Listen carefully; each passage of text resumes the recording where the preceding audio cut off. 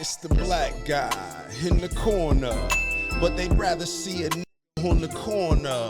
They say I'm stealing Nick's clips like I'm stealing Nick's chick, not knowing that I hit him first week for the lick. I said, Nick, I could post here while you post there. Let's run the ads up, then let's meet up over there. Good evening, everybody. You're watching America First. My name is Nicholas J. Fuentes. We have a great show for you tonight. Very excited to be back here with you tonight on Friday. We have a lot to talk about tonight, lots to get into. Big show. It's another slow day. The Tucker cost continues.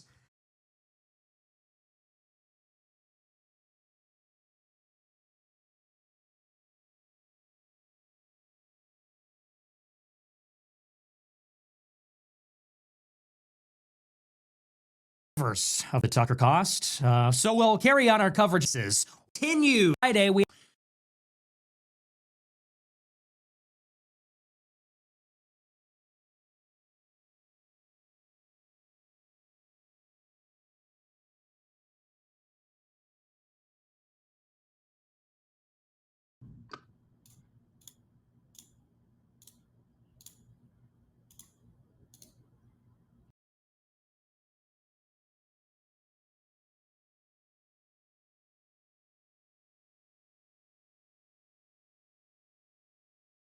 Good evening, everybody. You're watching America First. My name is Nicholas J. Fuentes. We have a great show for you tonight. Very excited to be back here with you tonight on Friday. We have a lot to talk about tonight, lots to get into. Big show. It's another slow day. The Tucker cost continues. The Tucker cost. 6 million replies. 6 million think pieces. Why did he conduct the interview? Many survivors of the Tucker cost. So we'll carry on our coverage of that. Our featured story is all about Megyn Kelly's interview with Ben Shapiro today. Interesting. Yesterday, Megyn Kelly interviewed Tucker Carlson, got a little firsthand account. His first public appearance and a little live reaction from him about all the fallout from the interview. We covered it yesterday. And now today, Megyn Kelly did a live show with Ben Shapiro to get his reaction to all of it. And man, he read her the riot act. Nothing is ever good enough for these people. Oy vey, Megyn. Your friend Candace Owens, she's gonna get us all killed. She says Charlie Kirk got killed by Israel. It's like, buddy, you're not helping your cause. You're not helping yourselves. These people are on your side. Megyn Kelly is on your side. But it's just not good enough. Nothing's ever good enough for these people. So we'll talk about it. He gave her a lecture and interrogated her. I'm not making it up. He interrogated her because she won't disavow Candace Owens. He interrogated her because she won't press Tucker Carlson. And I think the whole country is sick of Ben Shapiro. I think the entire United States of America has had it right up to about here with Ben Shapiro. We've had it up to here with you, little guy. I think we're all ready for Ben Shapiro to go back home to Israel. Am I right? One's in the chat if Ben Shapiro should be denaturalized and deported to Israel. Can we get that trending? Can we get that going? This little guy has got to go home. Little man, it's time for you to go home to Israel. We don't want you here. He goes around saying, I need security everywhere I go because everyone hates me. Well, go live in Israel. You'll be greeted like a hero. It will be a hero's welcome when you return to Israel. They'll play trumpets in the streets. You'll have all of the matzo ball soup, whatever the fuck that you want. Get out. Fake American. Ben Shapiro is not American. Can we just get that straight? You have forfeited your right to call yourself American. You're not one. You don't care about America. You don't care about Americans. You're not America first. He said in an interview once, The number one guarantor of my loyalty to the United States is Israel. Go there. Go there then. Go home. What's stopping you? Just don't come back next time. Next time you're in Israel hanging out with the war criminal. Next time you're over there hanging out and jacking off the war criminal, just stay. You and your Jewish wife and Israeli kids. I think she's Moroccan, actually. I don't think she's Israeli, but I think she's like Moroccan Jewish. Just stay there next time. Seriously, fuck out of here. This is the United States. Anyway, so we'll talk about little Ben. We'll talk about little Ben runs and hides. Little Ben runs and hides, doesn't want to debate, screaming and yelling, cancel everybody. Okay, buddy. We'll talk all about that. According to Patrick Bet-David, Ben Shapiro was supposed to be interviewed on Valuetainment, but he canceled after they interviewed me. So Shapiro was booked for the PBD podcast, the Patrick Bet-David show, but he canceled when he found out that I was on their show. And PBD is not happy about that. Well, welcome to my world, my friend. Welcome to my world. Welcome to my universe. We'll talk all about that. We'll also talk about the continued fallout at the Heritage Foundation. You'll never guess what happened. You're going to be shocked when I tell you this. Are you ready? You guys are going to be absolutely surprised about what I am about to tell you. So, you know how the Heritage Foundation president came out and defended Tucker, and then he was forced to apologize 6 million times in front of the board members on Zoom, in front of the staff members at a meeting, and then in a groveling apology video on Twitter? Remember all that? Yeah, well, it turns out that wasn't good enough. The Jews don't consider any of that to be a real apology.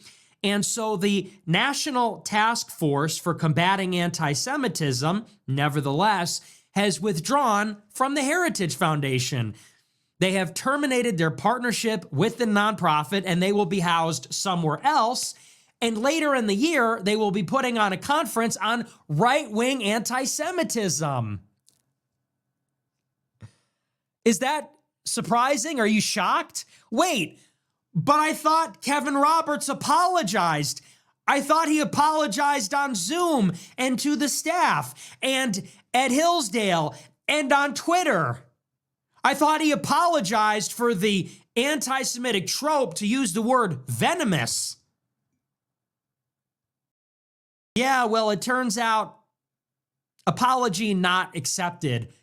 The Jews have rejected the apology. It wasn't good enough, wasn't enough, so they're out anyway. They're done anyway. And so they are canceling their partnership with Heritage and they're going somewhere else. They're the best. A treat, really. Go figure. So think of it. Heritage Foundation is a dying nonprofit because this is a Reagan-era think tank, and in the era of Trump, they're losing market share to Claremont and to other nonprofits.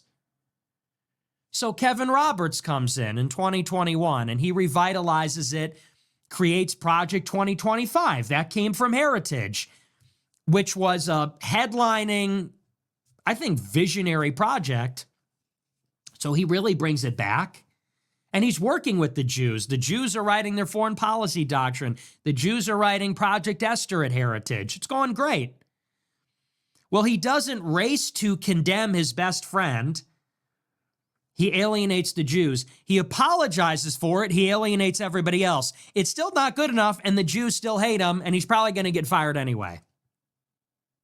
These are the wages of apologies. Every single time, this is what happens. This is why you never apologize. And by the way, I want to say something about this in particular, just before I forget. A lot of people, like Dave Smith in particular, Dave Smith has been going around, and I like Dave. I'm not trying to start drama with him again, but I saw Dave Smith did a show with that Clint Russell guy this week, and he said, why doesn't Nick Fuentes take back all the horrible things he said, like about Hitler. And first of all, I don't think it's that horrible, actually. I don't know why you're all offended. I thought you're a comedian. I don't think it's that bad. That's number one. Number two, this is why. Why will I never apologize? Why will I never do that? Because when you are dealing with the Jewish mob, when you're dealing with these Jewish gangsters, they're never operating in good faith. Know that. Understand that. Bank that. When you're dealing with Ben Shapiro, Mark Levin, Josh Hammer, these guys are gangsters. They're crooks. These guys are liars, and they are never operating in good faith. You think the Anti-Defamation League and the SPLC, you think these people operate in good faith? You think they're honest? You think they're looking for a sincere apology? They're not. They are looking for submission. They are looking for humiliation. Shapiro and the ADL and Mark Levin put the screws in anybody that is critical or contrary to the Jews in Israel. They destroy your reputation. They lie about you. They make things up. They try to hurt your career any way they can. And they do this not because they want you to see it their way, not because they want a sincere apology. They want you to bow down. They want you to submit and surrender. They want you to acknowledge that they are in charge of you. They are our moral betters. They are the boss, and we are supposed to defer to them and kowtow and kiss the boot. That's what that's about. That's what they did to Kyrie Irving. That's what they did to Ye. That's what they did to Mel Gibson. That's what they do to everybody. Give us $1 million to the ADL, and we want an apology and a book report from the Holocaust Museum. This is why I will never apologize. This is why you should never apologize. Because these people hate you. They hate you. They don't care about your well-being. And they're not looking for an apology. They're looking for submission. And I will not give that to them. I would rather die. And that's the difference. Kevin Roberts gave them an apology. And look at what an idiot he looks like. Everybody, look at the clown. Look at the absolute fool, Kevin Roberts. Look at how he humiliated himself like a bitch. Go and watch his apology video. Watch it on repeat.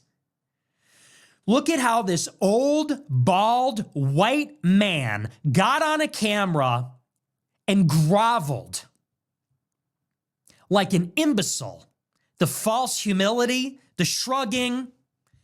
He goes, I own up to it. I made a mistake. I said venomous coalition. That's an anti-Semitic trope. I need to be better. And they didn't accept the apology. It wasn't good enough. He's been doing that for a week. For a week. He was on a Zoom call with the board on Monday. He was in an all-staff meeting, which got leaked to the whole internet earlier in the week. He has been doing that little routine for an entire week. Embarrassing himself. And look at where that got him. Did they accept the apology? No. Did they relent? No. Is his job safe? No. None of them are letting up. People are resigning. People are leaking communications. He is still being attacked. He's getting read the riot act by foreigners and his own staff. Everybody look at Kevin Roberts, the week's idiot. This is the idiot of the week, and you should be embarrassed. You should feel like a cuck. You should feel like a bitch that you did that. This is why we never apologize. This is why we never play these games, because we are in a war. We are not on the same side. Do not kid yourself. These people that put Israel first, they are deadly serious. They keep the frame. They're not friendly. They're not mirroring your body language. They're not mirroring your language. They're not trying to appeal to you. They're not trying to meet you where you are. They're not empathetic or sympathetic. Your Mazzoni flew to D.C. to be the probation officer because you committed the great crime of not condemning a vile anti-Semite. These people are not our friends. They're not our allies. We cannot work with them. If you're an Israel first, psycho, lunatic Jew that is hysterical and paranoid, you think you're living in the Fourth Reich, you are not friends with us. You're not America first. You're not even Christian. So we're not on the same team. We're actually set against each other. And when you're set against an enemy and they know exactly what they're about and they're serious and they're fighting you and they're trying to defeat or submit you, you don't apologize to people like that. You don't show them that your hand is empty. You don't show them that you're unarmed so that they can cut you and stab you. You don't say, hi, Ben Shapiro, I'm sorry. All you're going to get is cut. All you're going to get is stabbed, metaphorically speaking, when you try to embrace an enemy like that. And that's exactly what happened here. So let this be a lesson. For all those people that think this is a great big misunderstanding, for all these people that think we can deal in good faith with these people, with these psycho Zionists, Israel First lobby, you think it's just a matter of, if only I apologize for all the truly bad things I said, we could get this whole thing straightened out. Let Kevin Roberts be the example. This is what happens. You act in good faith, you apologize, you show how weak you are, you submit, you get punished, you get slapped. They hold your head up by your hair like a scalp, a defeated enemy, and they say, look at our prison, look at what we made Kevin Roberts do. Does he have kids? If he was my dad, I would be mortified. And we need to start thinking like this. What do your own people think of you? If I ever worked for this guy, if I was this guy's kids, I would be mortified. If Kevin Roberts was my dad, I would disown him.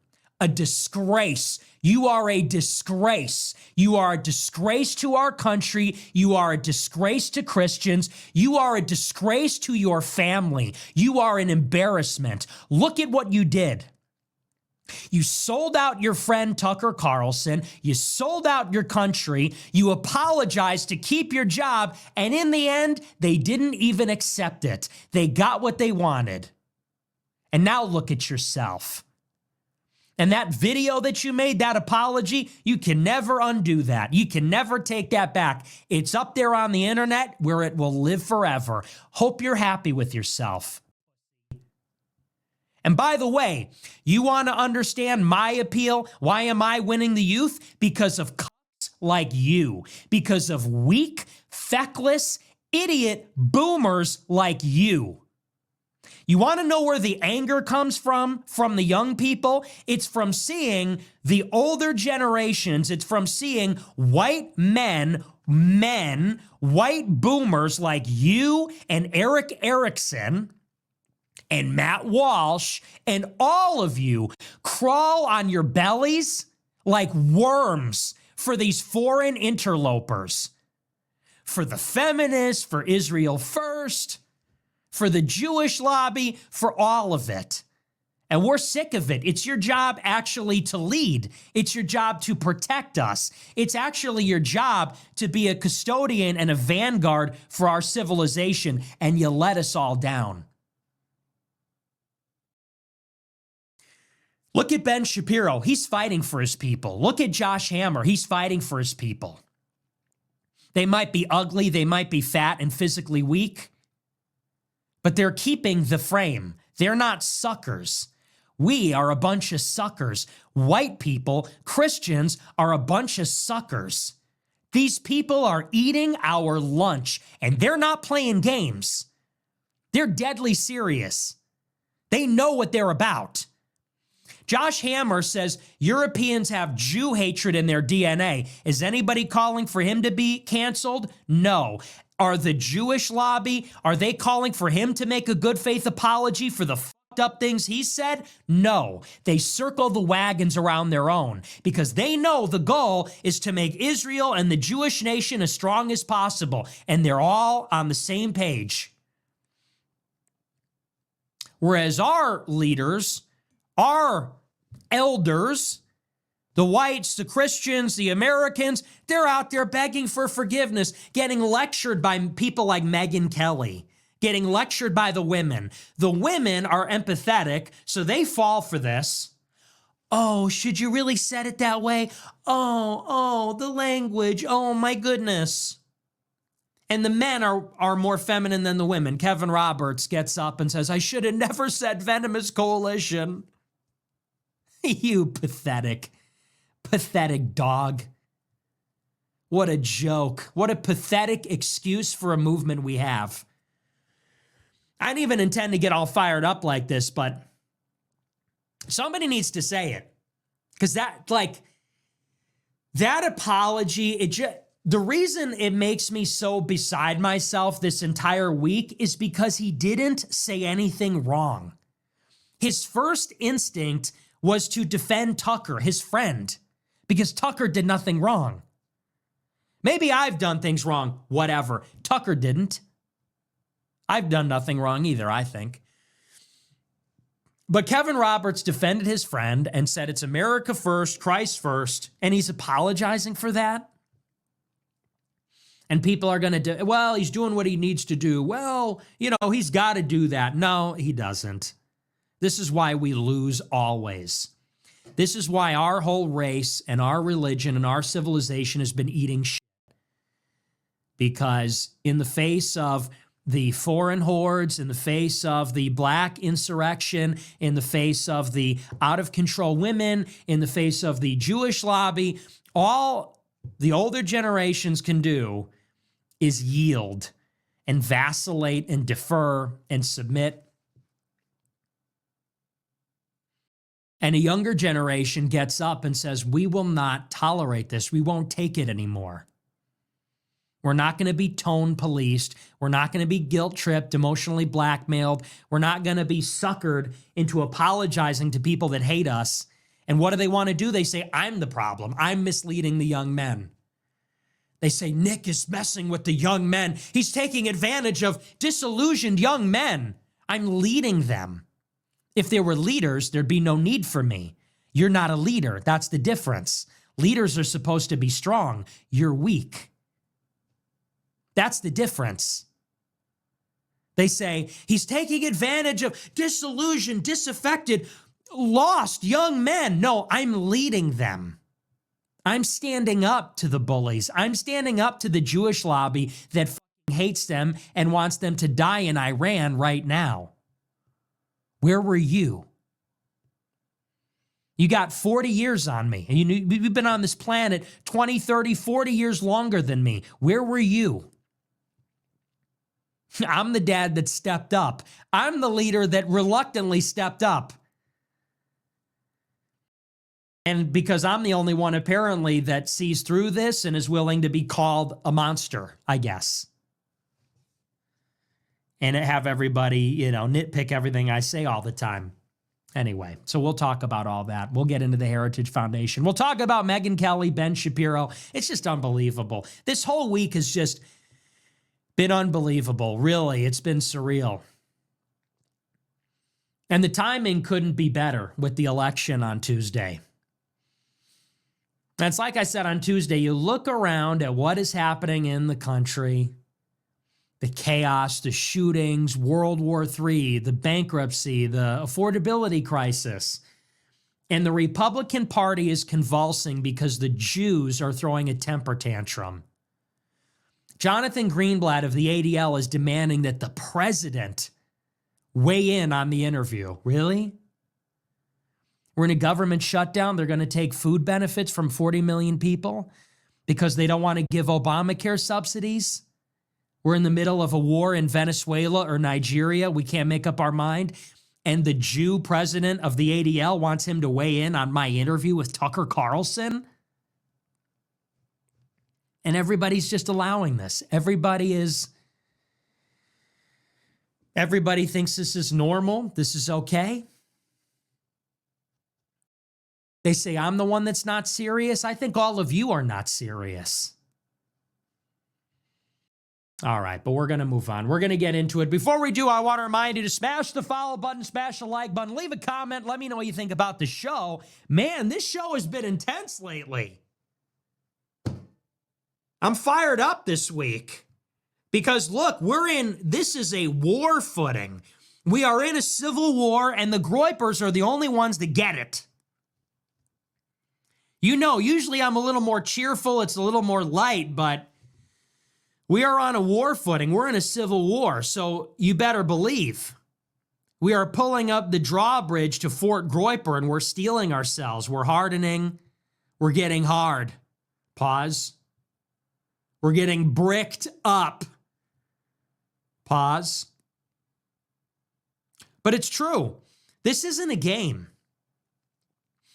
This is a coordinated attack. That's what this is. How many hit pieces this week?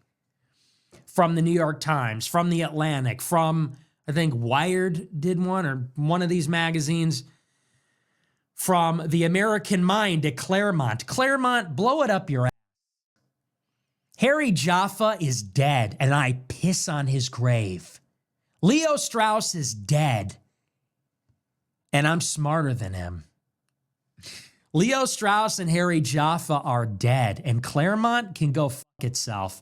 American Mind did a big piece about me. David Reboy did a piece. National Conservative did a piece. The Blaze did a piece.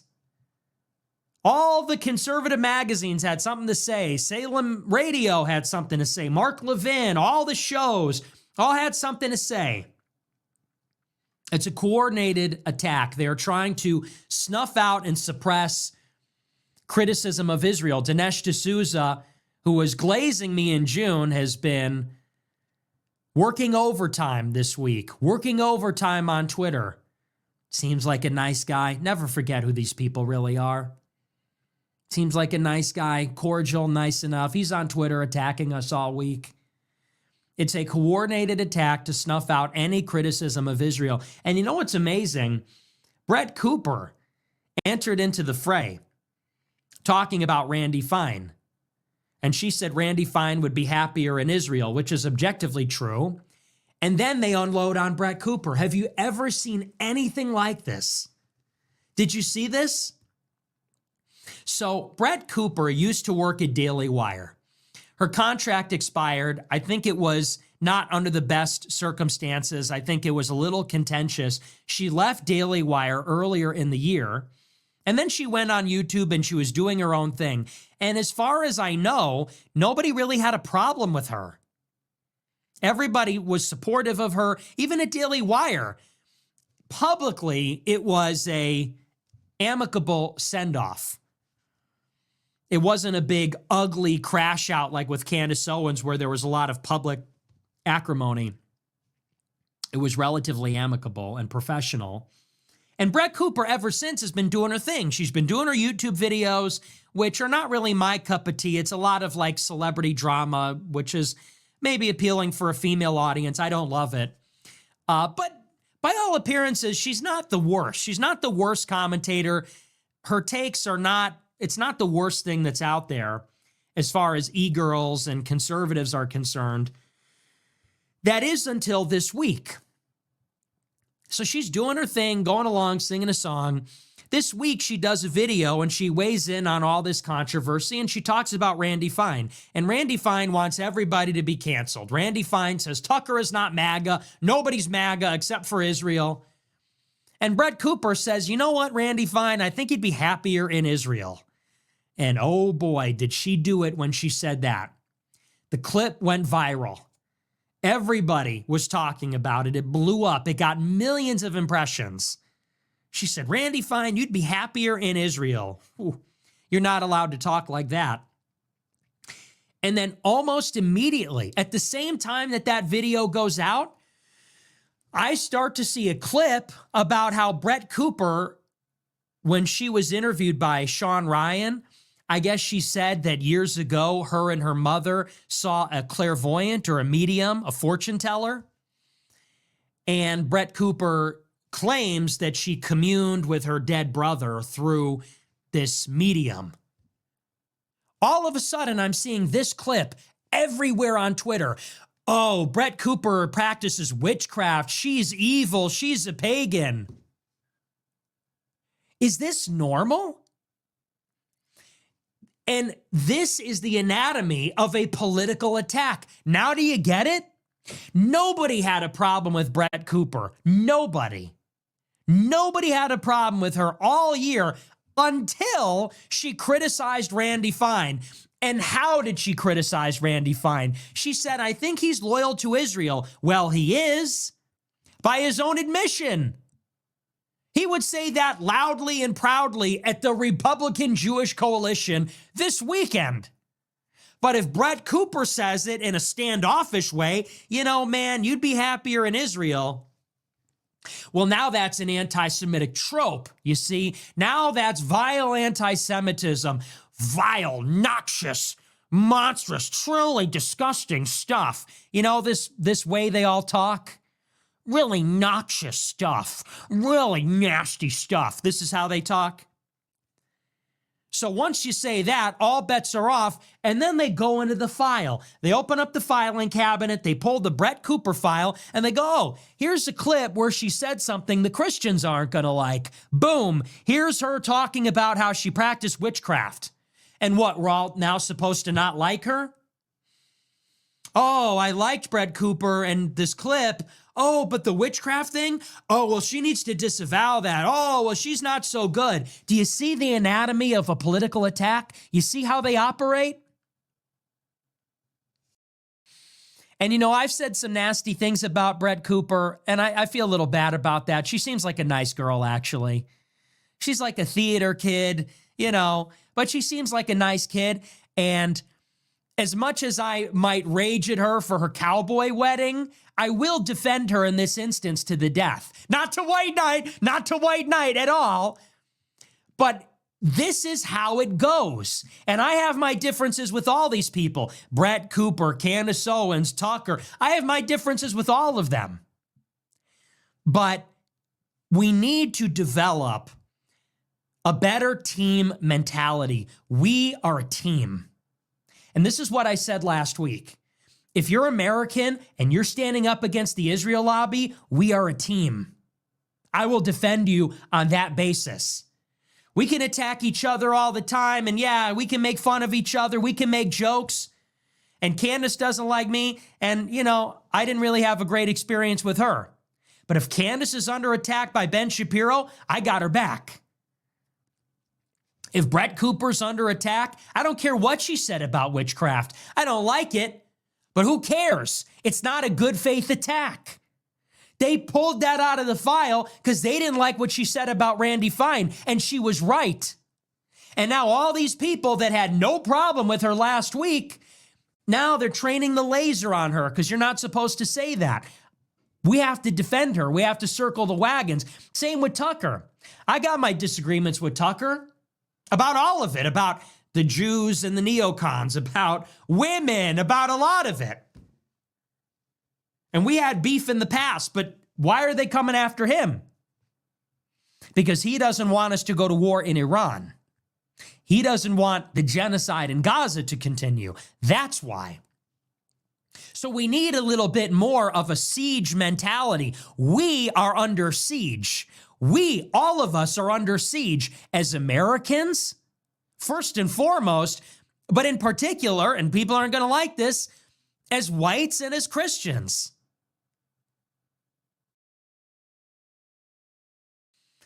So I saw that with Brett Cooper, and it was well, it's not unbelievable, but it's outrageous. This is some little girl. She didn't bother anybody. And I'm not white knighting, but she's about as inoffensive as it gets. But they clocked her and they said, oh, she's clearly not owned by Israel because she said something like that. So they pulled her file and opened it up. And you see, this is what they've been doing to me for 10 years. People say, oh, well, he did say Hitler is cool. Oh, well, he did say that. This is what they've done to me for 10 years, which is they don't like what you're saying on Israel, so they go, oh, we'll open up the file and we'll turn everybody against you. And this is what they traffic in. Yes, this is what the Jewish lobby traffics in. Division, reputational destruction, character assassination, gossip, detraction.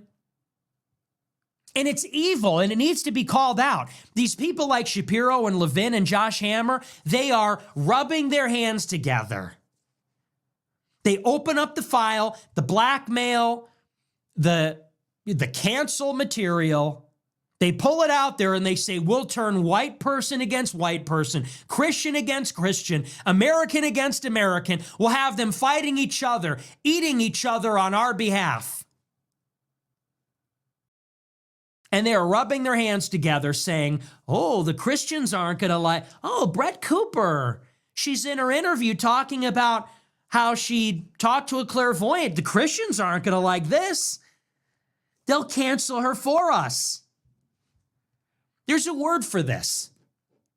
Calumny, it's a sin. Gossip, it's a sin. Detraction, it's a sin. Are they pushing that clip around for the good of her soul? Are they pushing that clip around for the good of everybody else? Are they pushing that around deliberately to hurt her and delegitimize her because they don't like what she's saying? This is the problem with the fifth column. This is the problem with having people in this country that their interest is not the public good. It's not the good of America. Somebody said it to Ben Shapiro in a very famous comment on YouTube. They said, wait a second, I think you literally make a living off of all of us hating each other.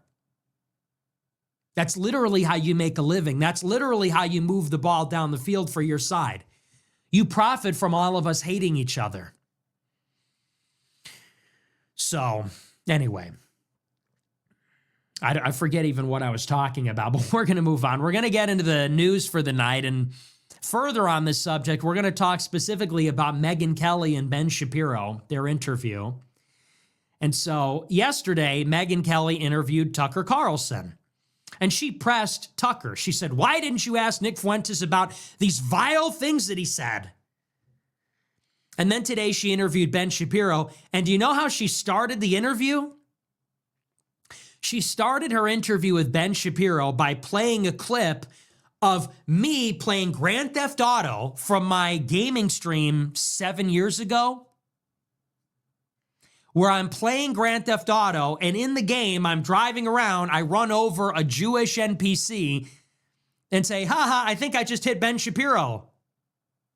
I'm not making this up. Does that sound crazy? That's exactly what happened today. Megyn Kelly introduces a subject. She goes, I'd like to talk to you, Ben, about Nick Fuentes and Tucker, but first I'd like to show the audience this clip where Nick Fuentes is playing Grand Theft Auto and he runs over a character who appears Jewish and says, that was Ben Shapiro. And then they play like a 3-minute clip from a 7-year-old stream where I'm giggling and saying, ha ha, ha, I think I just ran over Ben Shapiro, ha ha ha. And then everybody boos. Then the audience goes, boo. They go, boo, boo. Your boos mean nothing. I've seen what makes you cheer. You people cheer for genocide in real life. We have reached, by the way, the pinnacle of fake outrage. Talk about fake outrage. I can't wait for my Megyn Kelly interview. You've called Jewish people fat pigs, slobs, disgusting animals. Only Ben Shapiro. In fairness, it was more than Ben Shapiro. We have reached the pinnacle of fake outrage. So let me get this straight, Megyn. Megyn with a Y. Let's get this straight, Megyn. There's a genocide going on right now in Gaza. People are being shot in the back of the head. Starving, hungry people on the brink of death are traveling miles by foot in a war-torn area to get food. They're shot in the back of the head. Children are being shot in the head. Prisoners of war are being raped to death. Refugee camps Evacuation zones are being bombed directly, civilians murdered. You're showing a clip of a video game? That's cartoon violence. You're showing a clip from a video game from Grand Theft Auto. We're supposed to be offended. We're supposed to be shocked. That's supposed to shock our conscience. Randy Fine says all Palestinians are demons. Kill them all. Kill them all. I laugh when children starve to death. That's Congressman Randy Fine. Are you going to show that screenshot before you talk to Ben Shapiro? Are you going to show those screenshots? Is that noxious, vile, horrific, monstrous? Are we even going to talk about that? Are we going to sit there and complain about a video game? What's next? Call of Duty? We have reached the pinnacle of ridiculousness. And if you think that this is helping you, Megyn Kelly, you think this is helping your cause? Think about the problem that they have on their hands. They say millions and millions of young men are following Nick Fuentes. How do we get them to stop? Oh, I know. We're gonna get a blonde mom. We're gonna get a rich white woman. We're going to get an affluent blonde white woman to concern troll about a video game. He was playing this video game and he killed this character in his video game. You think that's going to get everybody back on board? That's the recipe for winning back the young guys? 15-year-old young guys are going to watch that and say, oh my gosh, I love Nick Fuentes, but then I saw that. Get the fuck out of here. Get the fuck out of here. And by the way, this is what I said to Tucker in my interview. When Tucker said, what's going on with men and women? I said, bro, it's the women. The women are henpecking us to death. They're literally killing us with shit like this because they're not letting us be men. They're not. Men are naturally mischievous. We have colorful language. We make inappropriate jokes about race, about women, about violence. That's what men are. And by the way, that's how men cope. That's how men cope with work, violence, confrontation, competition. This is how men get along in the world. We have to. Because men deal in reality. Men deal with the muck and the scum and the chaos of the world. It's men in the sewers. It's men at the construction sites. It's men at the trap houses. It's men that are cops at war. It's men in politics and in business. It's men that make the world go round. And so men, we don't have time actually for this kind of nonsense that we get from women where they say, is that appropriate? Do you really think that's appropriate? That's offensive. That's going to hurt someone's feelings. So this is what I mean when I said to Tucker, it's the women. Because men are not being allowed to be men, not legally, not socially. If a man is too much of a man, his wife is going to leave him, and she can, and take his stuff. If a man is too much of a man, he's going to get put on blast. He's going to get read on TikTok or the T app by his ex-girlfriend. And a lot of the men participate in this. They let it happen. We have women our entire lives telling us that's inappropriate. That's not okay. The moms, the school teachers, the college professors, and then eventually the girlfriends and the wives. This is what happens. And people say, the women retort and they say, really? Is being a man playing video games and making jokes? Yeah, it is actually. Being a man is not letting women tell us that's not appropriate. That's what it is to be a man, actually. Being a man is actually living outside of a human resources controlled environment. So yeah, it is actually. This is what I'm saying. It's like they in the conservative intelligentsia are telling everybody, we have a problem, red alert. The young people love Nick Fuentes. That's a symptom of a deeper problem. What's the solution? Let's have a bunch of women and Jews get in their face, pointing their fingers in their face. Hey, listen, you anti-Semitic, misogynistic boys, that's not appropriate. And young guys are supposed to be like, okay, you're right. You're right, Megan. You're right, Ben. We're sorry. It's not funny. Saying the N-word isn't funny. Nick Fuentes isn't funny. You're right. We should just be nice and sensitive again. We should die for Israel. You're right. They're playing it all wrong. It just goes to show they still don't get it. And I don't know if Tucker was sincere when he said that he was trying to listen, or if that was like a roundabout way of he was trying to put a demonstration on. This is what's wrong with the youth. But I hope someone was actually listening, because I speak for the people when I was talking about all of it, when I was talking about Jewish identity and the women. And here they are together. Megyn Kelly and Ben Shapiro are going to get together and cry about a Grand Theft Auto clip. Seriously? Is that what you think is going to win everybody back? They play that as if to say, like, oh, now that you see who he really is, now you're not going to like him. That was a clip you chose? I'm laughing playing a video game. You don't even know what it is. You don't know the first thing about any of it. You don't care. You don't care. Anyway, but this is the article. This is from The Hill. This is some of the exchange between Shapiro and Megyn Kelly. It says, quote, conservative media pundits Ben Shapiro and Megyn Kelly sparred this week over an interview Tucker Carlson conducted with white nationalist Nick Fuentes. Shapiro said, if I see somebody breach basic moral values by having on a Nazi, in my own view, gloss the Nazi, then I'm going to speak out about that. By the way, it's glaze. I don't know what he keeps saying gloss. I don't know what he means by that. Unless he literally means like metaphorically glossing, putting a gloss on something. I've never heard it used in that way before. Not repeatedly like this. He goes on, he says, I'm going to point out there is a long pattern of him ideologically laundering terrible ideas over the course of the last 2 years, ranging from traveling to Russia to sniff the bread and explain why the Russian regime is wonderful, to saying last week that the Venezuelan regime of Nicolas Maduro is not that bad.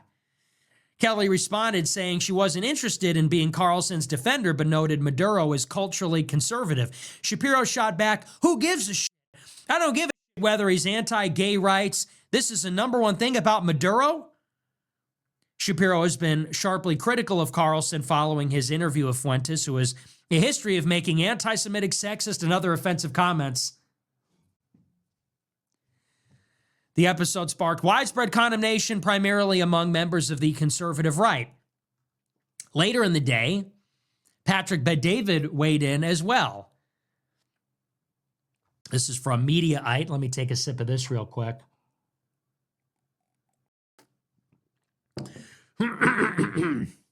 Excuse me.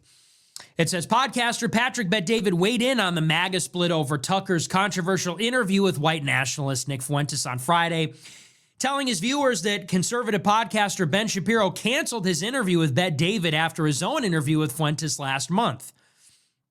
Speaking on the PBD podcast, Bet-David said that Shapiro's virulent criticism of Carlson and his defenders only serves to raise Fuentes' profile.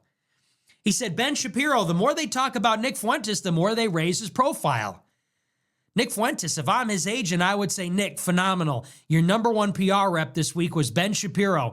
Send them a $10 GoFundMe and congratulate him, saying thank you for supporting the cause and raising awareness to who I am.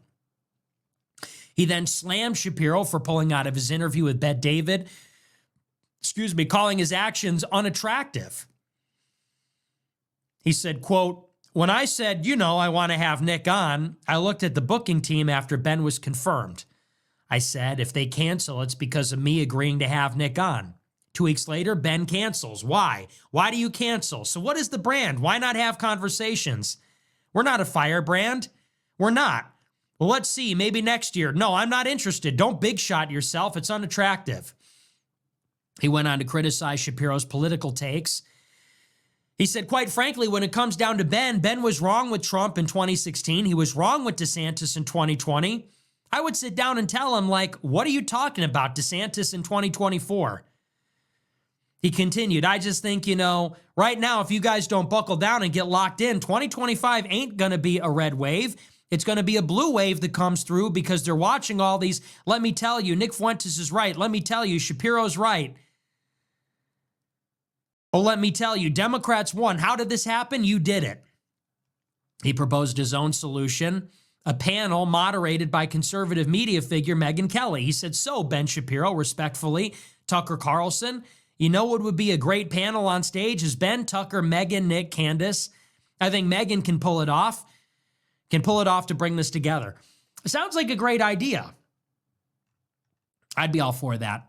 But anyway, so he speaks a little bit about how I was brought onto the PBD podcast. I guess Ben Shapiro saw it or caught wind of it in advance. He canceled his appearance on Patrick Bet-David, and PBD is saying, well, hey, what gives? He's being punished and big-timed because PBD dared to interview me, even after he interviewed Bibi Netanyahu. This is the state of the conversation. And it's like I said the other night, I don't know that there's too much more to say about this particular interaction. It's all a little bit mind-numbing. But I would say about Megyn Kelly, Matt Walsh, PBD, you guys got to figure out what's going on here. I feel like everybody's surprised. Like Shapiro's pressing Megyn Kelly. He's like, why won't you disavow Candace Owens? And Megyn's like, I'm not her boss. And Megyn seems to be like flabbergasted that Shapiro would expect this. Don't you get it, Megyn? Like seriously, and this is a sincere question. I'm not rhetorical. Don't you get it? Do you not understand that Shapiro is a foreign operative? His job is literally to shut it down. His job is to ostracize anyone that is an obstacle to Israel. And that means me. And anyone who platforms me, like Tucker, and anyone who sounds like me, like Candace. And Megyn is sitting there saying, why do you want me to cancel Candace Owens? Because he's trying to suffocate anybody that goes against his real country.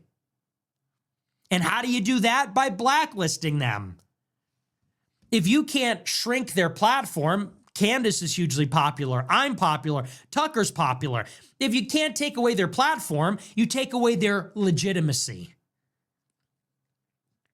Shapiro knows he can't censor me, and he can't really explicitly call for me to be censored. And same goes for Tucker and Candace. They lost that battle. Tucker, Candace, and me, we're all free. They're free from Fox and Daily Wire. We're all back on the platforms. They're on YouTube. I'm on Rumble. So they can't rug pull us like they could 5 years ago, let's say. So what's the next best thing? Shapiro says, well, I don't want them to be banned, but everyone should blacklist them. Because if you can't take away the megaphone, you can take away the respectability and the legitimacy. Shapiro wants Tucker banned from Turning Point. That's where this is going. Shapiro wants J.D. Vance to disavow Tucker. He wants Vance to fire Tucker's son, I assume. He wants Turning Point to kick out Tucker at their America Fest later this year. Because if they can't shrink the audience, they want the message to the broader conservative movement to be, we will delegitimize you if you embrace Nick, Tucker, and Candace. And then everybody else will be put on notice to stop it from becoming a contagion. Then everybody that is of lesser importance, everybody that needs Turning Point to pay their bills, or needs Fox to pay their bills, or needs The Blaze to pay their bills, they're all on notice. This is about a chilling effect. That's the strategy here. Shapiro's going around publicly and privately saying you have to prevent this from spreading. Everyone needs to know that if you embrace Nick, Tucker, and Candace, then you're on the outs. Because they need to keep everybody in line. It's like bum rushing Area 51. They can't stop all of us. And Shapiro's like, we need to shoot a couple of them, metaphorically, so the rest of them turn around. That's the goal here. And Megyn Kelly's sitting there like, wait, you want me to be mad at Candace? Why? This is why. Megyn says, why are you attacking me? I love Israel. Okay, but Israel doesn't love you. You got that? You might love Israel, you might love those people, but they don't love you. They see you as an obstacle, and that's why they're trying to bully you to disavow Candace. And the same goes for Patrick Bet-David. And I could tell, he's a businessman. He's one of these alpha male types. He's one of those guys, and there's nothing wrong with that. He's a highly competitive, super successful guy. I could tell that PBD he felt like a little slighted. He felt like Shapiro insulted him because Shapiro canceled on him last minute and basically said, yeah, I'm punishing you for having Nick Fuentes on. And PBD, you could tell, sort of took personal offense, said, whoa, you're big timing me? And so he was clearly a little jilted. He felt like he got snubbed. And so PBD is like, what are you doing here? And you could tell, and I say the same thing about Patrick Bet-David. Do you really fully understand it? Patrick Bet-David had on Netanyahu and everyone's attacking him. He has me on and everyone attacks him, or the Jews attack him. And he says, well, hey, we're talking to everybody. We're having conversations. He doesn't realize, maybe, that this is how it goes. And so it's very interesting to watch a Megyn Kelly, a PBD. It's interesting to see how they're chafing against the Israel lobby. These are people that they wanted to support Israel. Maybe they did support Israel. They supported those that support Israel, but it's not good enough. And by the way, this is why we do these things. Are you starting maybe to understand? What do I mean by this? If I go around and I'm building up a brand on fundamentally opposing Israel and the Jewish lobby and saying the most outrageous things, I'm getting a big platform. If somebody like Tucker has me on, it stress tests the chilled conversation. Tucker's like too big to cancel. So now it creates this big division where people say, am I going to stick with Tucker? Am I going to condemn Tucker? Am I going to try to ignore it and hope it blows over? But we're forcing a confrontation because the Jewish lobby is going to say, you have to condemn Tucker. So we're sort of putting everybody in a position where they have to choose. Something like this, it becomes so big and it's sort of like unignorable, and it's forcing everybody to take a side. The Jewish lobby is forcing them to take a side. Are you with Israel? Are you going to condemn Tucker? Or are you with America? And a lot of people are made deeply uncomfortable by this because they're saying, well, Tucker's my friend, or I don't think he did anything wrong, or isn't this contrary to our principles? And under duress, they're being forced and pressured, make the disavowal, condemn, admonish. Everyone needs to do a better job. And people are saying, no, I'm going to try my best to ignore it or address it indirectly. And we want and we need this to happen. We want and we need the Israel lobby to make everybody fall out of love with them. Keep going. Keep pushing Megyn Kelly. Please, Ben, Josh Hammer, all of you ugly, unlikable pieces of shit. Josh Hammer, you ugly gremlin. Ben Shapiro, you ugly, old, anti-American traitor rat. Please keep doing what you're doing. At this point, it's not even deniable that Shapiro and Josh Hammer and Mark Levin and Laura Loomer, they're like Groyper MVPs. These guys are like the MVPs of the Groyper cause because by being ugly and being obnoxious and being themselves, they're turning everybody off. By bullying and pressuring and really just annoying everybody, like Megyn Kelly and PBD, they're blowing their cover. They're giving the game away. So please, I beg you, continue. Keep pushing Megyn Kelly away. Keep alienating the Megyn Kellys, the Charlie Kirks. Keep alienating the Patrick Bet-Davids. Keep alienating all these people. Keep pushing. See what happens. Because if you don't, I will only get more normalized anyway. Any way you cut it. Because if they don't push Megyn Kelly, if they don't push, then I will keep moving forward. Understand? I move forward, and if they don't resist, then I keep moving the ball down the field, and slowly and quietly, but consistently, America warms up to this. But if they push back, then everybody gets annoyed. And everybody says, hey, geez, man, why are you attacking me? I like Tucker. I want to be on his show. I don't want to attack him. I don't want to rouse the ire of Tucker. Damned if you do, damned if you don't. Please, just keep being you. Just do what you always do, which is lie, cheat. Keep turning everybody off with your tactics. Because you're watching that in real time. When you're seeing this reaction, the way that Ben Shapiro got up and lectured Megyn Kelly, Megyn, I know she's a big girl, she's tough. But how did you feel when Ben Shapiro was interrogating you? How did you feel when he felt like he had the right to lecture you and wag his finger in your face like he's your moral better? How did that feel when he did that? That feel good? Patrick Bet-David, when Ben Shapiro big-timed you and told you he wasn't going to come on the show, how did that feel? Did you feel respected? I flew to do Patrick Bet-David's show on my own dime. And I went, and I was nothing but polite and shook everybody's hand and was respectful and easygoing. How did that feel when the other guy went there? So that's PBD and Megyn Kelly. The other story I want to talk about was Heritage Foundation and their continued collapse. We've been talking about this all week, and we'll recap the basic story. At this point, I think you know, Tucker Carlson does the interview. Kevin Roberts, president of the Heritage Foundation, the Reagan think tank, he comes out and defends Tucker. It's totally unacceptable. For defending Tucker, everybody attacks this guy, Kevin Roberts.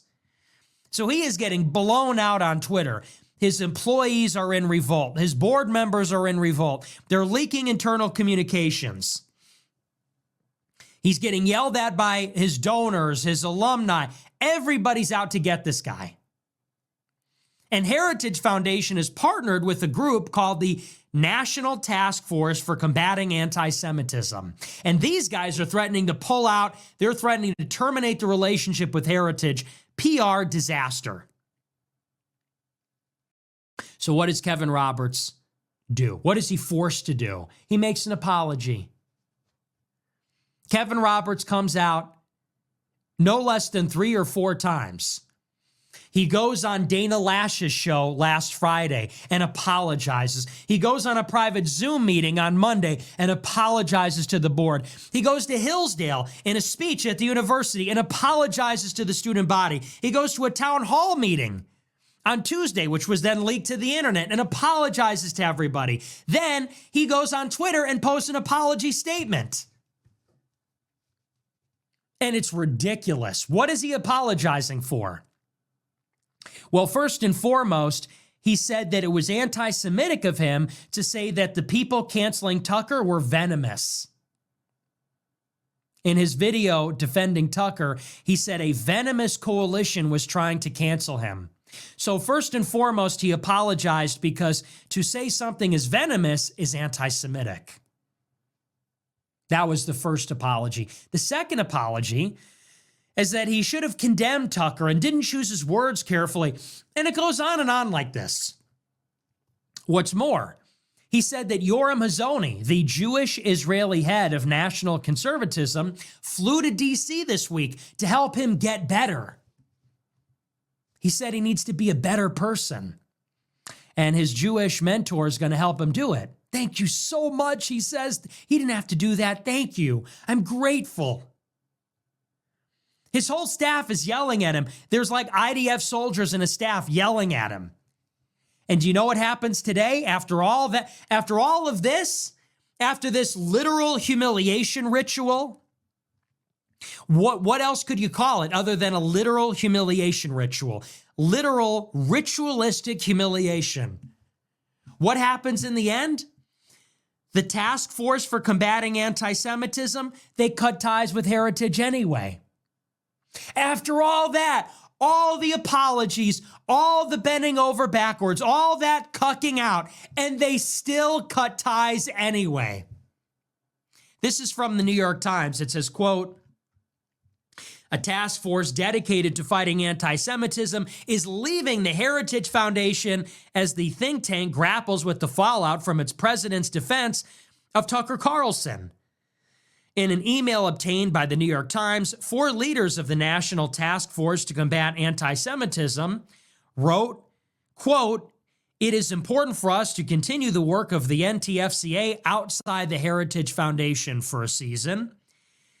Heritage, a pillar of the conservative movement for decades, helped create and support the task force after October 7th. The group was founded to address anti-Semitism on the American left. So Heritage built this group to address anti-Semitism. Now they're out.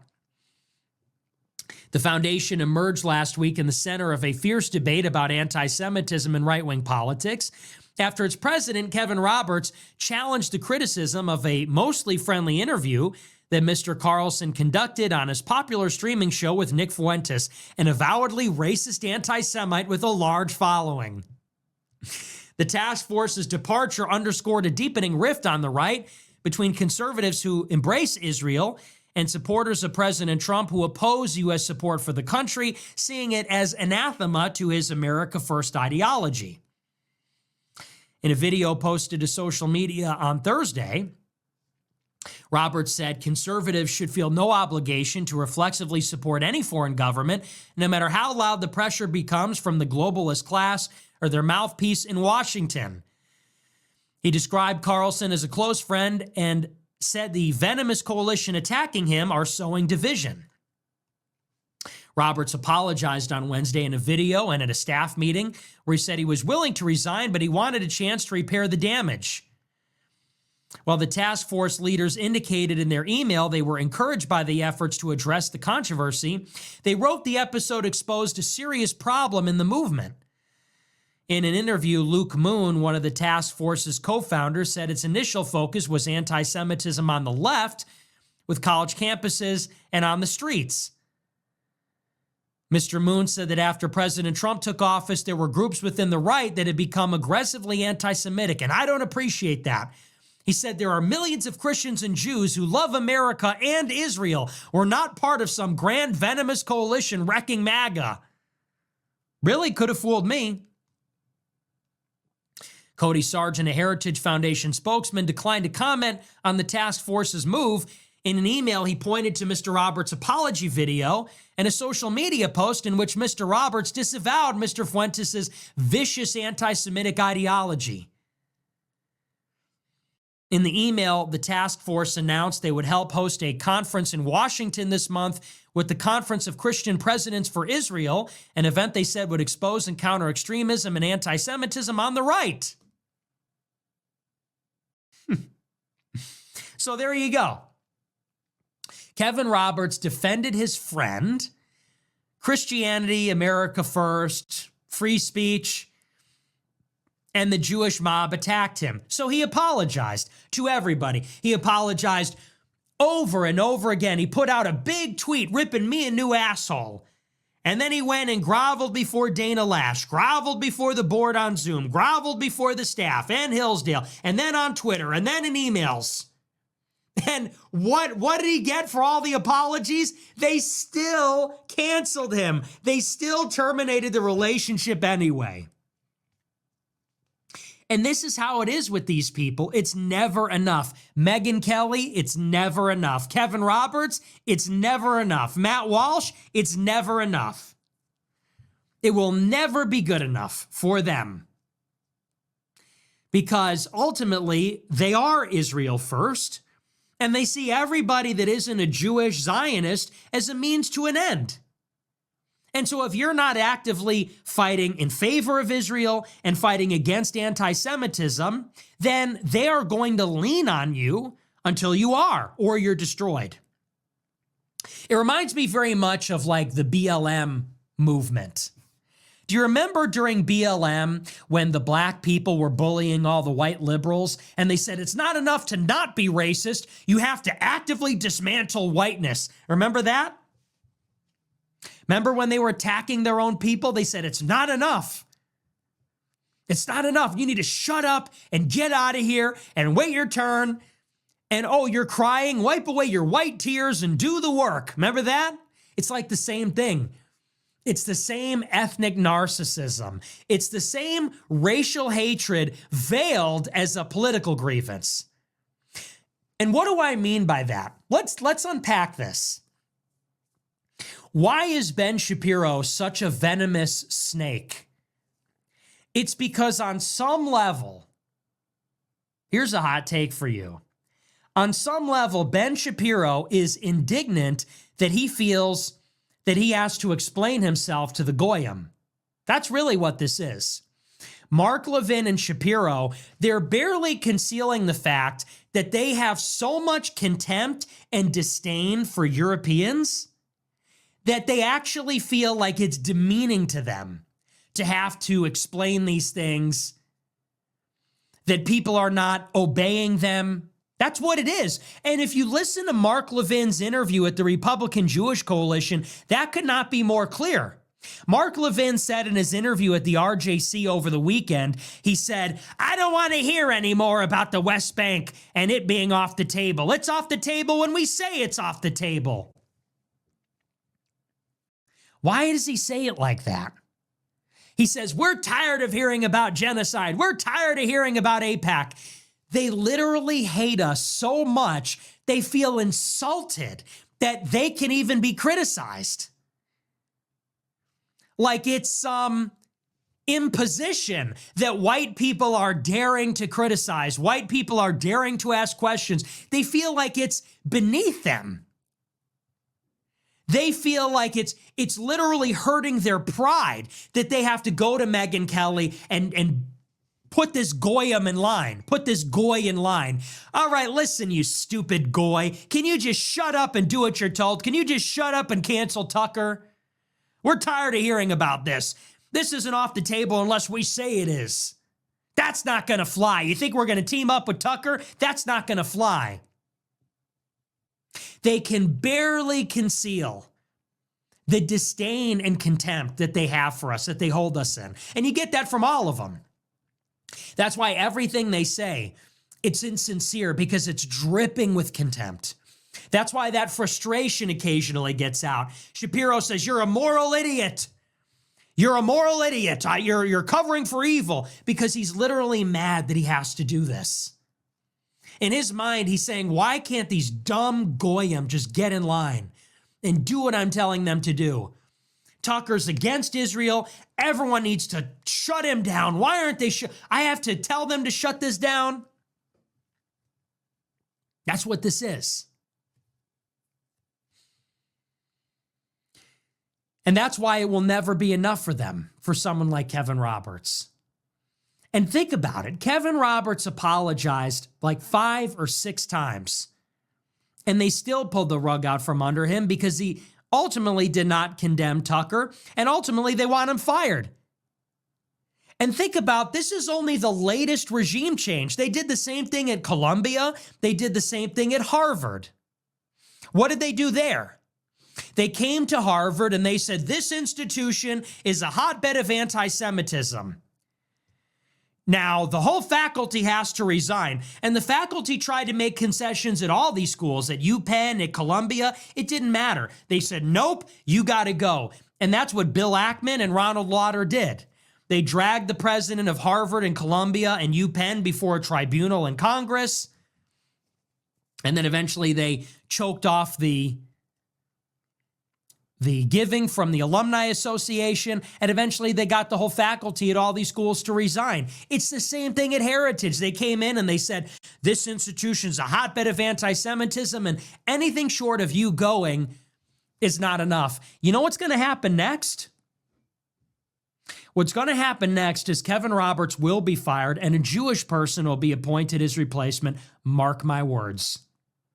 It'll either be some Christian Zionist, or more likely, it'll be a straight up Jewish person. But this guy is toast. If the National Task Force is pulling out, this guy's done. He's donezo. He's going to offer up his resignation any day, and they're going to replace him with a Jew or some hardcore Christian Zionist, because that's how this stuff goes. All that apologizing, all his attacks against me, and that was the beauty of it. He thought he was going to throw me under the bus. When they all came down on him, he thought he was going to come out the following day and he was going to shit on me and say, well, Nick is a terrible person. He thought that was going to save his skin. How did that work? Here we are, 6 million apologies later, and it's still not working.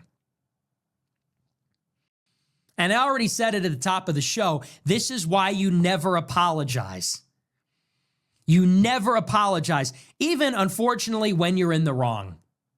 Unfortunately. And I say that because I do think you should apologize when you're wrong. I don't think Kevin Roberts was wrong here, but I do think you should apologize even when you're wrong. But the problem is, who are we apologizing to? It's people that hate us. It's people that don't want what's best for us. It's people that are not looking for a good faith apology. They don't want Kevin Roberts to mean it. They don't want him to say the words. They want him to be fired because they want him to be penalized, to send a message. They want his head on a platter because then that's a scalp. They want to put his head on a fucking stick so they can put it outside the city walls, metaphorically, and say, this is what happens. This is what happens when you don't disavow the Groypers hard enough. This is what happens when you don't disavow Tucker. And they're going to parade it around in the city streets and say, this is what will happen to all of the other nonprofits if you don't take care of your Groyper problem. Thomas Massey, Marjorie Green, Claremont, this is what will happen to your campaign, your office, your nonprofit. If you have a Groyper problem, you better get to the bottom of it, because otherwise we're going to demand your resignation too. Nobody wants to be Kevin Roberts today, and nobody wants to be Heritage Foundation. Because they're creating a storm. They're making it ugly. They're making it painful. They're squeezing everybody. They're leaking communications. They're playing dirty. And Kevin Roberts at the all-staff meeting, so in the middle of this, all of the internal emails and videos are being leaked to the press.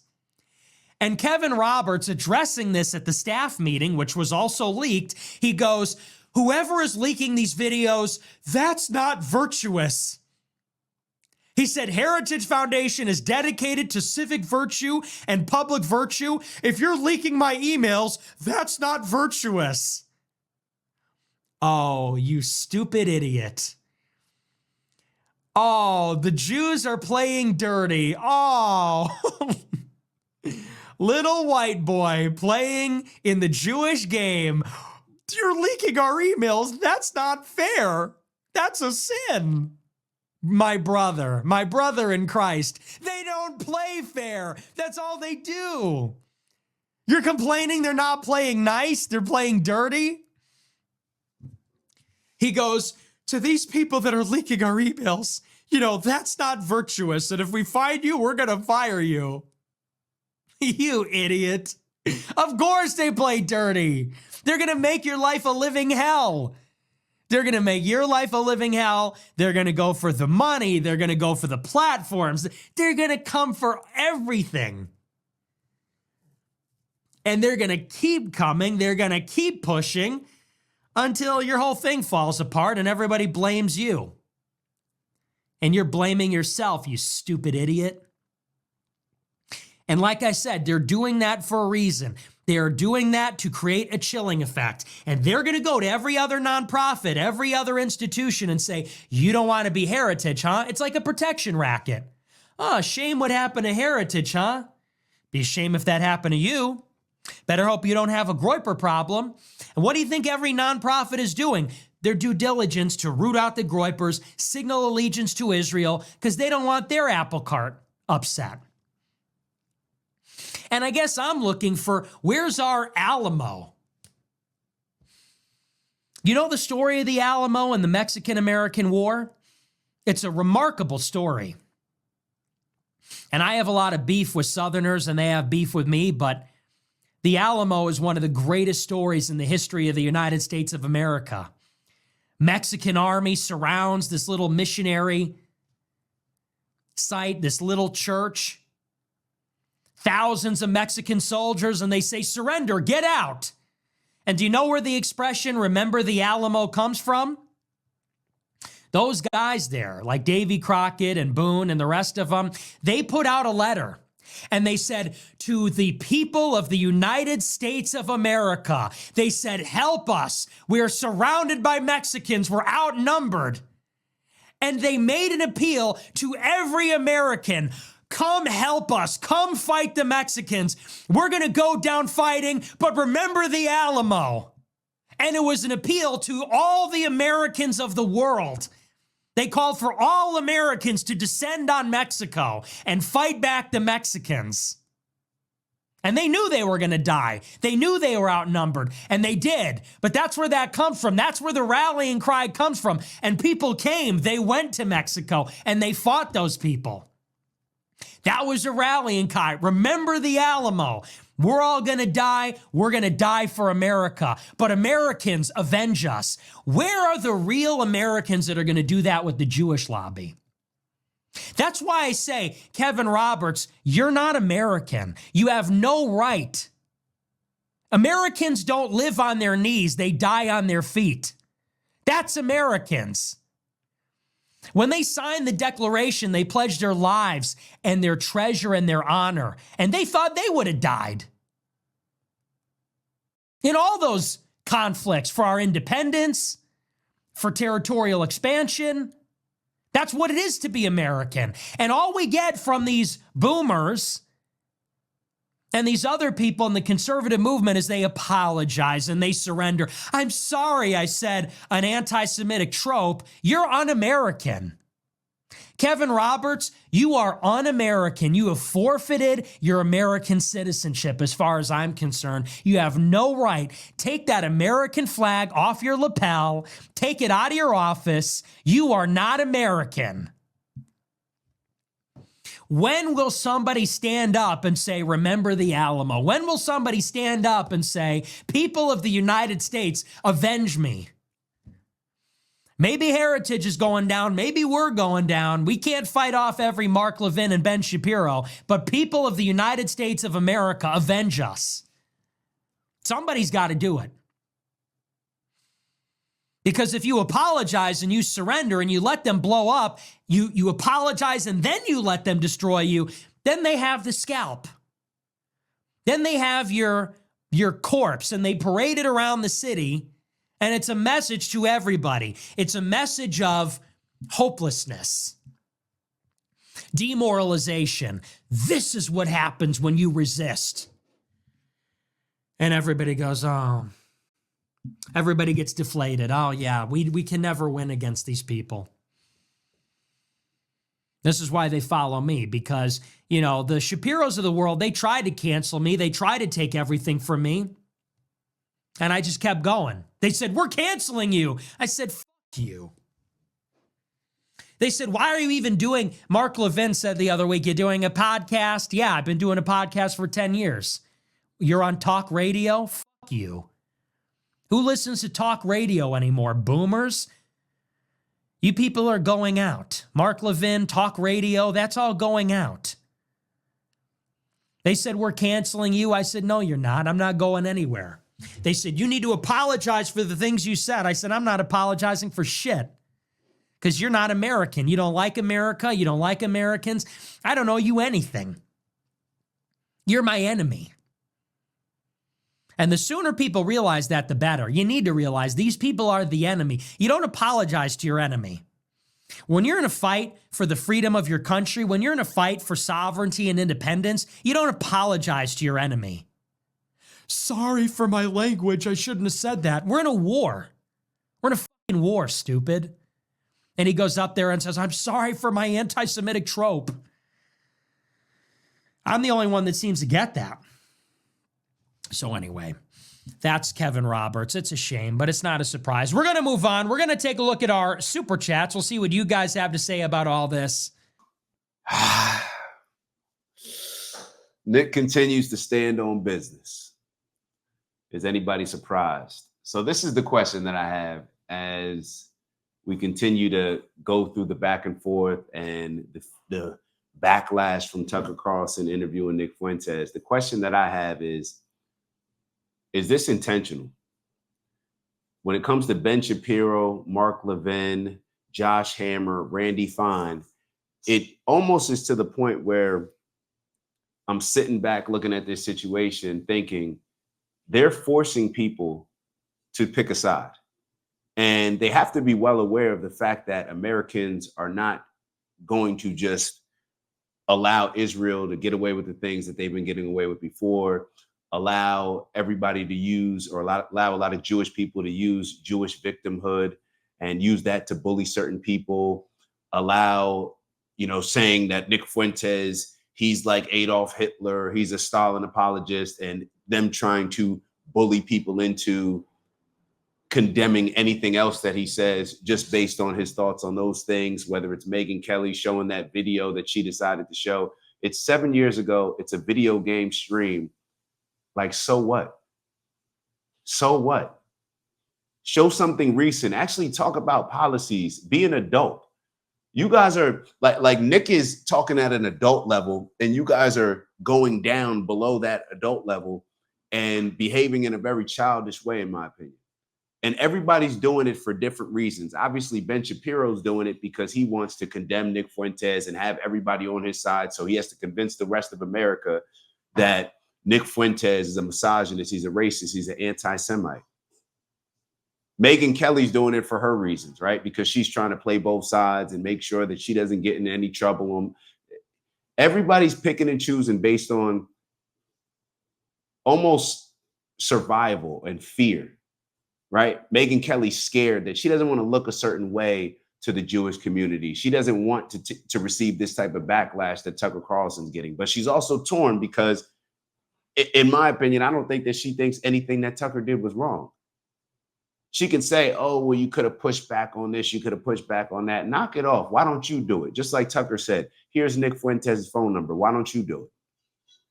So going back to the question that I had when it comes to Ben Shapiro, Mark Levin, Josh Hammer, Randy Fine, it seems that you would, like, this is the question, like, are you trying to force us into a war? And when I say a war, perhaps Ben Shapiro and the Zionists believe that it's somewhat beneficial to them for them to back people into a corner and them understand that either you're going to get a Nick Fuentes or you'll get what's the guy from Heritage Foundation, a Kevin Roberts, right? You'll get a Kevin Roberts who's just going to be apologetic and just cave to the pressure and just say, oh, I'm so sorry, I apologize. But then you'll also get a bunch of Nick Fuenteses. See, they're used to Kevin Roberts. They're used to the baby boomers that appeased and pandered to the Jewish community and whatever victim cry they were calling at that particular time. Now, is it the entire community? Of course not. Just like when people say black fatigue, are we talking about all black people? Of course not. But we know that the baby boomers, they've grown up with this certain level of indoctrination and certain fear when it comes to Jewish community. The Jewish community, it just is what it is. They believe that the Jewish community is powerful, and if they speak out, then that's going to compromise their job, their well-being, their ability to put food on the table. Just talk to a baby boomer. Talk to a baby boomer and get them to a position where they can, like, what's your honest opinion about this? Okay. And then ask them, well, have you ever spoke out about it? Were you ever in these positions to where, oh, no, absolutely not. They see exactly what's going on. They see exactly what's going on. And their behavior that Jewish people have been accustomed to, which has been very enabling and has created this sense of entitlement. Patrick Bet-David talked about it as if it's an only child syndrome. That's what he likes to call it. But the baby boomers enabling this behavior is what has created this mindset to where now pro-Israel Zionists, they think that they can convince the world and convince America that a genocide in Palestine, which is being shown to us right in front of our eyes, clear as day, how it's justified. That's how entitled they are. That's how privileged they think they are. So the question goes back to, are you just trying to force as many different people into a corner to where you'll either get the Kevin Roberts or the Nick Fuentes, and that way you can just create this war? And that way, perhaps, maybe the plan is to create more extreme Nick Fuenteses, because maybe Nick Fuentes is a bit too careful for y'all. It would be a lot easier for y'all to disavow and to create this movement around people condemning Nick Fuentes if he wasn't as strategic and skilled as he is. If when you see him in a conversation, let's say when Patrick Bet-David's interviewing him, or Tucker Carlson or Dave Smith, when people actually go and watch these interviews, they're coming away with a different outlook of him than they went into, because you guys did all this fear mongering, trying to convince people that he's all these things. And then when people actually see him, they're like, yo, dude is kind of charismatic. You know, he's definitely, you know, he says some wild stuff that's definitely inappropriate, but, you know, I keep watching, right? There's something that just draws you to keep watching. And a lot of that, in my opinion, is because you believe what he's saying. And you don't necessarily have to agree with everything that he's saying, but you believe that everything that's coming out of his mouth, he genuinely believes. And it's based on some sort of principle. Now, you can talk about the rhetoric, you can talk about all that stuff, but when you actually talk about the policies, when you actually understand why he's saying that he's pushing for certain things because he's a disaffected white man and all the, you may not agree with everything, but you can understand it makes sense. It's genuine. It's consistent. It's also very courageous, because the things that he's willing to speak out on that is right in front of all of our faces, we all see it. It didn't take a CNN poll for us to see that the majority of Americans are now looking at Israel differently. It didn't take a CNN poll for us to understand that, hey, the majority of Americans are pissed off that we continually send Israel all this aid. We see our government officials clearly being controlled by Israel, Jewish Americans, AIPAC, all of these Zionist causes and agendas. It didn't take a CNN poll. Perhaps you should go to, I mean, Ben Shapiro, have you not gone to a Turning Point USA event? Do you not watch your buddy Charlie Kirk and understand the questions that he's being asked even in a home game? At his events, the kids are coming and they're asking the very same questions that Nick Fuentes is asking. And perhaps they're asking the very same things that Charlie Kirk was asking. Charlie Kirk just didn't feel comfortable expressing it in public.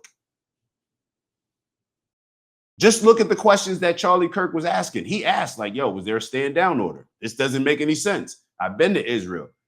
There's a teenage or young man in his early 20s standing on every corner with a machine gun. And now just October 7th, nobody was there.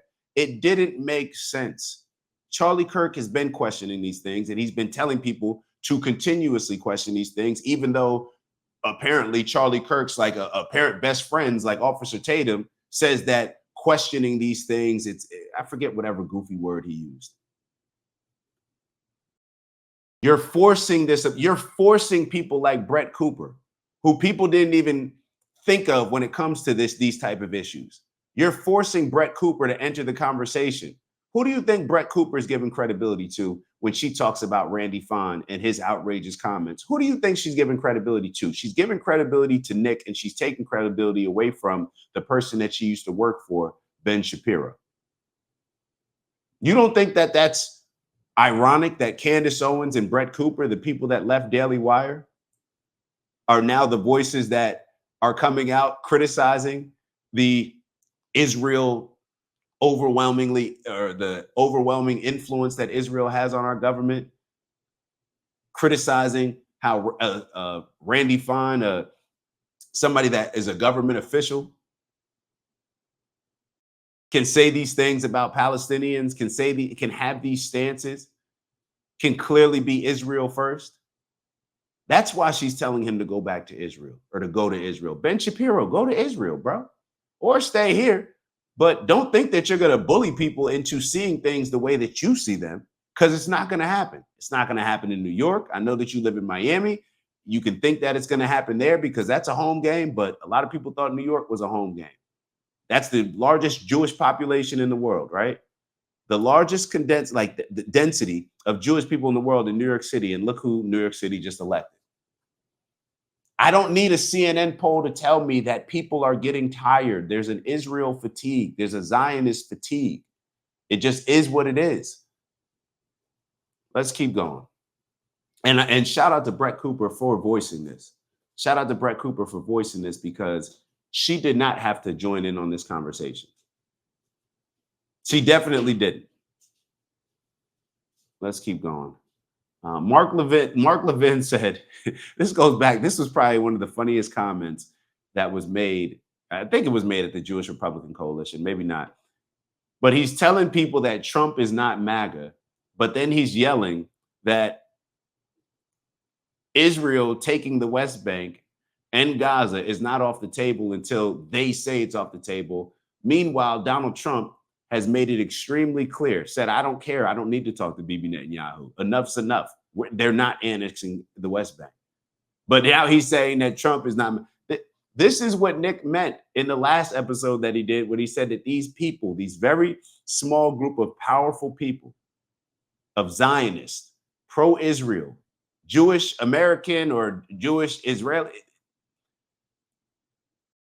these very select group of people are bullying our government. They're bullying our government. If that's not an example, then what is?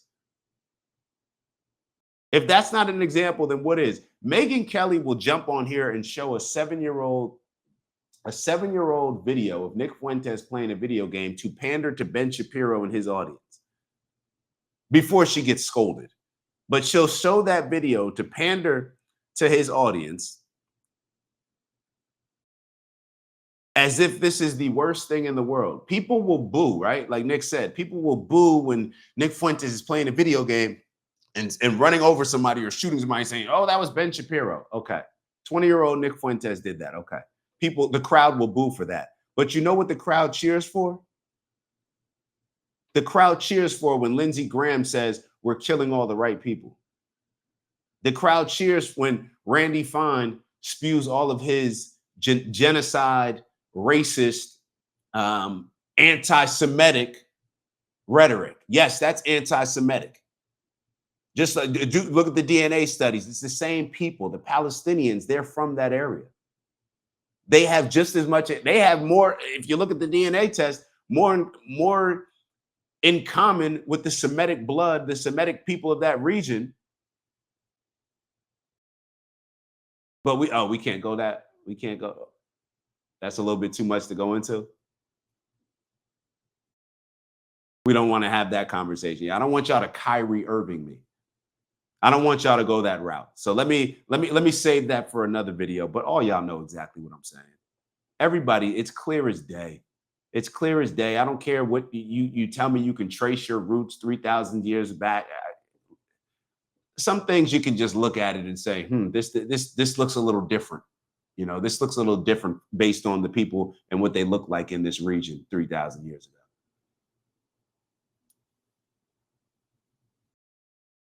But once again, we'll boo Nick Fuentes in his video game experience, but we'll cheer for genocide, right? Maybe Megyn Kelly should cover that. Maybe Megyn Kelly should hold others that are cheering on a genocide to a higher standard, right? Especially when they're government officials, people that impact how our government works, the laws that are happening, the money, our tax dollars, all these different things, people that impact those. Perhaps we should have more of an aggressive energy towards them than we have towards a 20-year-old playing a video game. And this whole thing with Patrick Bet-David, once again, it seems like everything that they're doing is backfiring. Who is they? I'm talking about the extreme radical Zionist, radical pro-Israel folk. Ben Shapiro. You cancel your interview with Patrick Bet-David because Patrick Bet-David interviewed Nick Fuentes. Like, this is the entitlement. This is what is turning everybody off. Like, you're doing Nick Fuentes a favor when you do this. You say Tucker Carlson should challenge Nick Fuentes' ideas. Ben Shapiro, in case you haven't grasped this entire concept, all the people on your side are cheering for you to, well, some people are cheering for you to go debate Nick Fuentes. The silent probably majority, they know what's up. They know if you get in the room with Nick Fuentes, all it's going to do is make Israel, Zionist, and a whole bunch of Jewish Americans look terrible and make Nick Fuentes look amazing. That's what you're really scared of. Because if the powers that be on your side, Ben Shapiro, really believed in you, really believed in the things that you're pushing, really believed that Americans would process everything that you're saying and come away with it and say, you know what, Ben Shapiro's right. If they really believe that you were able to do that in a intellectual conversation with Nick Fuentes, then they would put pressure on you to do so. And here you are, you can't even interview with Patrick Bet-David after Nick Fuentes interviews with him. That's going to backfire on you. Because Patrick Bet-David, who panders to Israel a lot, in my opinion, I also do think that he's capable of, if you push him to a certain point, if you push Patrick Bet-David, maybe I'm reaching a bit, but there's something in me that believes that if people like Ben Shapiro try to bully a guy like Patrick Bet-David, it's going to get to a point where when determining between fight or flight, he's going to choose fight. I do not think that that's what Ben Shapiro wants. Or going back to how we started the show, maybe that is.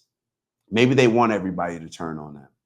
Maybe Ben Shapiro, Randy Fine, Jonathan Greenblatt, maybe who else? Josh Hammer, Lindsey. Maybe they want everybody to turn on them. Maybe they prefer it like that. So therefore they can embrace more of the victimhood and feel that they can think that that's going to give them some more sympathy, more empathy. Perhaps that's the case, because I don't understand anything that they're doing as far as them thinking that this is going to like be a positive for them. I just don't get that when I'm looking at these things. I don't get that when I'm hearing Ben Shapiro, when I'm hearing Mark Levin, when I'm hearing Josh Hammer, when I'm hearing Randy Fine, when I'm hearing Bibi Netanyahu. Bibi Netanyahu's talking about having bad marketing and we got to get the messaging and whatnot out there. And this is what you're giving.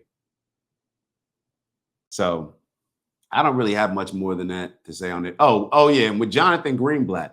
So it says Greenblatt, or Nick mentioned that Jonathan Greenblatt wants the ADL, or he wants the president. He's the president of ADL, wants the president to weigh in on Nick's interview with Tucker Carlson. Now, if I remember correctly, there were a lot of, like, Jonathan Greenblatt was getting a lot of heat, and by Jewish Americans, I believe, and perhaps by Israelis as well.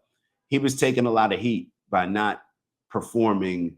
And I don't know what what his KPIs are, but he wasn't performing at a particular level that people were happy with. So now he's going on and arguing with Morning Joe about trying to do the whole fear mongering with with Mondani winning, doing the whole fear mongering. He's getting called out by Morning Joe. So now he's trying to do the most. He's saying that we opened up a tip line for Jewish people in New York City. If anything happens to you, you can call this tip line. It's like, what are we doing? And even going back to Kevin Roberts and the Heritage Foundation, I read in some article that one of the board members resigned because she was so offended by Kevin Roberts' support of Tucker Carlson. Y'all look so goofy. Y'all look so goofy and so weak, and it's just not hitting the same. You're dealing with a different generation of Americans. You're dealing with a different generation of Americans. Matter of fact, I'll be totally honest. You're making this obsessively entertaining when it comes to Americans. You're making young Americans who typically wouldn't even be interested in politics and history and all these things. You're making it become an obsessive, entertaining, intriguing thing, where people couldn't force a lot of these people that are Nick's age and younger to get involved in politics, to pay attention, to go look back and research, do your history, like look up history. You guys are forcing it. Like now it's like a thing where people are excited about doing it. And the more they learn about the history of Israel, the more they learn about why people believe that Israel has the right to exist. People believe that that's Jewish people's land. The more that we learn about that, I don't know if it's making Israel and Jewish people look good, especially when you pair it with what's currently going on right now, this genocide that's being committed. The rabbis are calling out Israel. The rabbis are calling out Israel. So I guess we'll just continue to just wait and see how this stuff plays out, because in my opinion, there's going to be a whole lot more Brett Coopers.